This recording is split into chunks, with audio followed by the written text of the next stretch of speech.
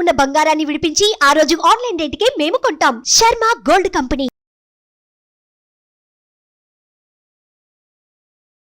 నమస్తే, సుమన్ టీవీ ప్రేక్షకులకు స్వాగతం. మనతో పాటు జ్యోతిష మహోపాధ్యాయ డాక్టర్ పద్మజారాణి గారు ఉన్నారు. ఆమెను అడిగి మేషరాశి వారి గురించి, వాళ్ళ లక్షణాలు ఎలా ఉంటాయి, వాళ్ళ బలాలు బలహీనతలు ఏ విధంగా ఉంటాయి అనేవి అమ్మగారిని అడిగి తెలుసుకుందాం. నమస్కారం అమ్మా. నమస్కారం. ముందుగా సుమన్ టీవీ ప్రేక్షకులందరికీ కూడా నమస్కారం తెలియజేస్తున్నాను. మీకు కూడా థ్యాంక్ యూ అమ్మా. ముందుగా అసలు మొన్నటి వరకు శుభకృత నామ సంవత్సరంలో ద్వాదశ రాశుల ఫలితాల గురించి, మేషరాశి నుంచి మీనరాశి వరకు ఎవరెవరికి ఎలా ఉంటుంది, ఆదాయ వ్యయాలు అవన్నీ వాటి గురించి అన్నీ తెలుసుకున్నాము. ఇప్పుడు మనం కొత్తగా ప్రారంభించబోయేది ఏంటంటే, అందులో ద్వాదశ రాశులలో ముందుగా మేషరాశి వారి జీవితకాలం పొడవునా వారి లక్షణాలు ఎలా ఉంటాయి, వారి బలాలు బలహీనతలు వాటి గురించి కొంచెం వివరిస్తారా? సాధారణంగా మనం తీసుకున్నట్లయితే 12 రాసులకి ఇప్పుడు మనం అనుకున్నట్టుగా సంవత్సరం మారే ఫలితాలు అనేవి కూడా ఉంటాయి. అవి ఏంటంటే గోచార ఫలితాలు, జన్మకుండలు వేసిన తర్వాత వచ్చే ఫలితాలు, ఇవన్నీ కలిపి క్లబ్ చేసుకుని మాట్లాడుకుంటూ పెడతారు, రెండు కలిపి. అయితే ఇక్కడ మేషరాశి నుంచి మీనరాశి వరకు రాశికైనా లగ్నానికైనా ఇంచుమించు మనం ఇంగ్లీష్లో కూడా వింటూ ఉంటాం జోడియాక్ సైన్స్. మేషరాశి అంటే దాన్ని ఏరీస్ అంటారు.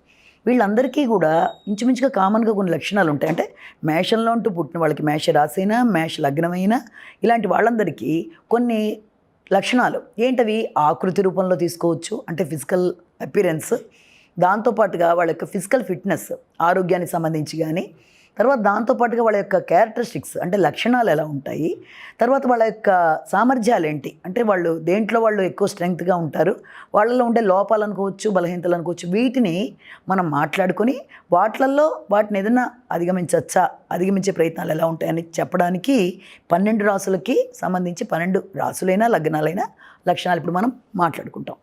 అందులో ప్రధానంగా ఇప్పుడు మనం మొదలుపెట్టి మేషరాశి గురించి తెలుసుకుందాం అనుకుంటున్నాం. మేషరాశి అయినా మేష లగ్నమైనా వీళ్ళు సాధారణంగా ఒత్తైన కనుబొమ్మలు, తర్వాత మధ్యమంగా ఉండే శరీరం ఉంటుంది, అంటే వాళ్ళ యొక్క దేహం మధ్యమంగా ఉంటుంది, తర్వాత దాంతోపాటు విశాలమైన ముఖము, ఒత్తైన కనుబొమ్మలు, తర్వాత మెడ అంటే కంఠం, మెడ కొంత వాళ్ళకి పొడుగ్గా ఉంటుంది. దీంతో పాటుగా వాళ్ళకి ఏదైనా విషయంలో, అంటే ముఖ్యంగా ఆరోగ్యానికి సంబంధించిన విషయంలో వాళ్ళు తీసుకోవాల్సిన జాగ్రత్తలకి ముందు వీళ్ళ యొక్క దృష్టి, అంటే చూసే విధానం ఎలా ఉంటుందంటే, కొందరి కళ్ళు కొంత ఎల్లోయిష్గా ఉండి చూసే విధానం చాలా చురుకుగా, అంటే నిశ్చితంగా గమనించినట్టుగా అలా ఉండేట్టుగా కొందరి దృష్టి ఉంటుంది. అంటే ప్రతి విషయంలోనూ వీళ్ళు చాలా ఉత్సాహంగా ఉంటారు, చురుగ్గా ఉంటారు, దేంట్లోనైనా సరే చాలా చొరవగా ముందుకెళ్ళిపోతారు. ఏ విషయంలో అలా వెళ్ళిపోవడం వల్ల కొన్నిసార్లు ఎలా ఉంటుందంటే, ఆ చురుకుగా తొందరపాటుతనంతో కూడా కొన్నిసార్లు నిర్ణయాలు తీసుకోవడం జరుగుతుంది. అంటే వెనక ముందు ఆలోచించుకుని వాళ్ళు నిర్ణయం తీసుకుంటారు. ఆ నిర్ణయం తీసుకుని ఒక దాంట్లో వాళ్ళు ప్రవేశించిన తర్వాత ఇంకా దాంట్లో కష్టమైనా నష్టమైనా వాళ్ళు భరిస్తారు. కానీ ఆ కొన్నిసార్లు ప్రతిసారి వాళ్ళకి ఒకేలా జరగాలని ఉండదు. అంటే ఆ తొందరపాటు నిర్ణయాల వల్ల కొన్నిసార్లు ఇబ్బంది పడడం, అంటే వెనక ముందు ఆలోచించకుండా డెసిషన్ తీసుకోవడం, తర్వాత ఆరోగ్యానికి సంబంధించి కూడా వాళ్ళకి ముఖ్యంగా ఉష్ణతత్వం కలిగిన ఇబ్బందులు ఏర్పడతాయి. అంటే వేడికి సంబంధించినవి, ముఖ్యంగా శిరోవేదన అంటే హెడేక్, తర్వాత స్టమక్ అంటే ఉదరానికి సంబంధించిన అనారోగ్యాలు లాంటివి, వీటితో పాటు చర్మ సంబంధమైన అనారోగ్యాలకు కూడా ఆస్కారం ఎక్కువ ఉంటుంది. దానివల్ల ఎందుకు అలాగ శిరోవేదన వీటంటే ఎక్కువ వీళ్ళు ఆలోచిస్తూ ఉంటారు. అంటే ఏదైనా విషయం గురించి శ్రమ అధికంగా పడుతూ ఉంటారు. వెనక ముందు ఆలోచించకుండా తీసుకునే నిర్ణయాలు అయినప్పటికీ కూడా వాళ్ళకి ఎక్కువ ఆలోచన వల్ల తలనొప్పులు రావడం, ఈ రకమైన ఆరోగ్యపరమైన ఇబ్బందులు ఉంటాయి. అయితే ఈ ఉత్సాహంగా తీసుకునే నిర్ణయాలలో వీళ్ళు ఇంకొకళ్ళ యొక్క సలహాలు సంప్రదింపులు తీసుకోరు. ఎందుకంటే వీళ్ళకి స్వేచ్ఛగా ఉండడం ఇష్టం, స్వతంత్రంగా నిర్ణయాలు తీసుకోవడం ఇష్టం. ఈ స్వేచ్ఛ స్వతంత్రాల వల్ల మేము తీసుకునే దాని ప్రకారం మేము పెడతాం, కానీ ఇంకొకళ్ళని ఎందుకు మనం అడగడం అనే ఉద్దేశం కూడా ఉంటుంది. అలాగే వెళ్ళిపోతారు. అలాగే ఏదైనా ఒక పని ప్రారంభించినప్పుడు పనిని పూర్తిగా కంప్లీట్ చేయకుండానే మధ్యలోనే వాళ్ళకి దాని మీద వైరాగ్యం కావచ్చు, ఇష్టం లేనితనం కావచ్చు, ఏదైనా కావచ్చు, మధ్యలో దాన్ని వాళ్ళకి ఎందుకో సడన్గా వదిలిపెట్టి వెళ్ళిపోయే ఉద్దేశాలు కూడా ఉంటాయి. దానివల్ల వాళ్ళు చాలాసార్లు నష్టపోతూ ఉంటారు. అంటే ఈ రకమైన ఇబ్బందుల వల్ల ఇలా లోపమనో బలహీనతనో లేదా వాళ్ళ యొక్క క్యారెక్టర్ అలాంటిది అనుకున్నప్పుడు దాన్ని అధిగమించడానికి వాళ్ళు చేయవలసింది ఏంటంటే, ఏదైనా పని ప్రారంభించాక మధ్యలో వదలకుండా పట్టుదలగా ప్రయత్నం చేసి సాధించాలి అనే లక్షణాన్ని వాళ్ళు పెంపొందించుకుంటే ఇక వాళ్ళకి తిరుగుండదు. ఇక రెండోది ఏంటంటే వీళ్ళు చాలా శ్రమ పడతారు. అయితే వీళ్ళు కొన్ని సందర్భాల్లో అత్యాస అన్న మాట కూడా తక్కువే, అంటే కాకపోవచ్చు అది. వీళ్ళు శ్రమకి మించిన ప్రయోజనాన్ని కొన్నిసార్లు ఆశించడం వల్ల కూడా వీళ్ళకి రావాల్సినంత గెయిన్ రాకపోవడం వల్ల కొంత ఇబ్బంది పడి ఇంకా అక్కడ ఉండబుద్ధి కాదు వాళ్ళకి. దాన్ని వదిలేసి ఇంకా ఇంట్రెస్ట్ లేకుండా వదిలేస్తారు. అంటే పడిన శ్రమకి ఆశించిన ఫలితం ఆశించినంత రాకపోవడం వల్ల మనసు వ్యాకులత చెంది చంచలమైపోయి అప్పుడు కూడా పని మధ్యలో వదిలేస్తారు. కాబట్టి ఆ పరిస్థితులు రాకుండా ఒకటి చూసుకోవాలి, అంటే వీళ్ళకి పని అప్పచెప్పిన వాళ్ళకి ఒకటి. ఇక రెండోది ఏంటంటే వీళ్ళకి చాలా తొందరగా కోపం వస్తుంది. అంటే నిర్ణయం కూడా తొందరగా తీసుకుంటారు, కోపం తొందరగా వస్తుంది. కారణం ఏంటి అంటే వీళ్ళకి చాలా నిశ్చితంగా అవతల వాళ్ళని గమనించే అలవాటు ఉంది. అంటే అవతల వాళ్ళలో తప్పుల్ని వీళ్ళు చాలా తొందరగా ఫైండ్ అవుట్ చేయగలరు. అంటే తప్పులు కావచ్చు, ఇతరులలో లోపాలు కావచ్చు, వాటిని ఎప్పుడైతే వీళ్ళు తొందరగా ఫైండ్ అవుట్ చేసేస్తారో దాంతో విరోధ భావాలు ఏర్పడతాయి అవతల వాళ్ళకి. అంతే కదా, ఇతరులు మన దాంట్లో తప్పులు చూడంగానే కోపం వస్తుంది. రాగానే వాళ్ళు ఏం చేస్తారంటే ఇమీడియట్గా అవతల వాళ్ళతో గొడవ అవుతుంది. వీళ్ళు గొడవకి తగ్గే రకమేం కాదు. అయితే ఏంది, నేను తప్పు చేయనప్పుడు నేను ఎందుకు భయపడాలి అని తగువుకి కూడా వెనకాడరు. కొన్నిసార్లు ఏమవుతుందంటే ఆ రకమైన సందర్భాల్లో యుక్తాయుక్తం, అంటే వెనక ముందు ఆలోచించకుండా కూడా సాహసంగా నిర్ణయాలు తీసేసుకుంటారు. అంటే ఆన్ ద స్పాట్ డెసిషన్ అది. ఇంకా తర్వాత ఎవరు వాళ్ళని మార్చలేరు.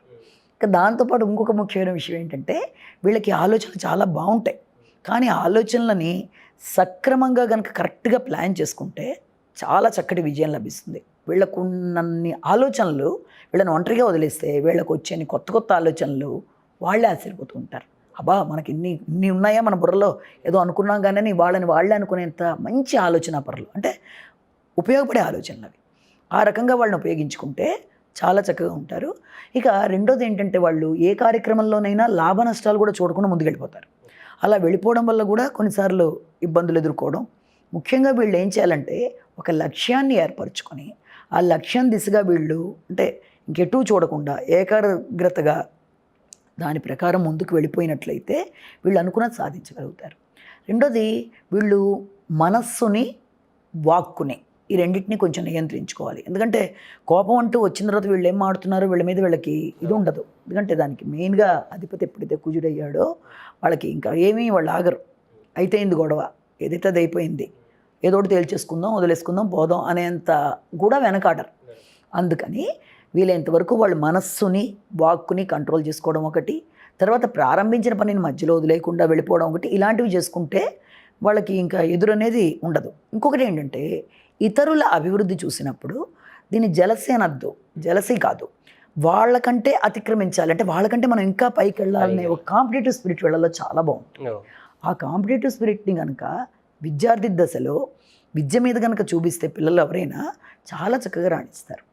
అంటే ఎప్పుడు అంతే వాళ్ళకి చిన్నప్పుడనే కాదు, పెద్దయ్యే కొద్దీ ఇతరులలో మనం ఖచ్చితంగా కాంపిటేటివ్ స్పిరిట్ చూపించాలి, అనుకుంది చాలా కృషి చేస్తారు, కష్టపడతారు, ఆ రకంగా సాధించాలని చూస్తారు.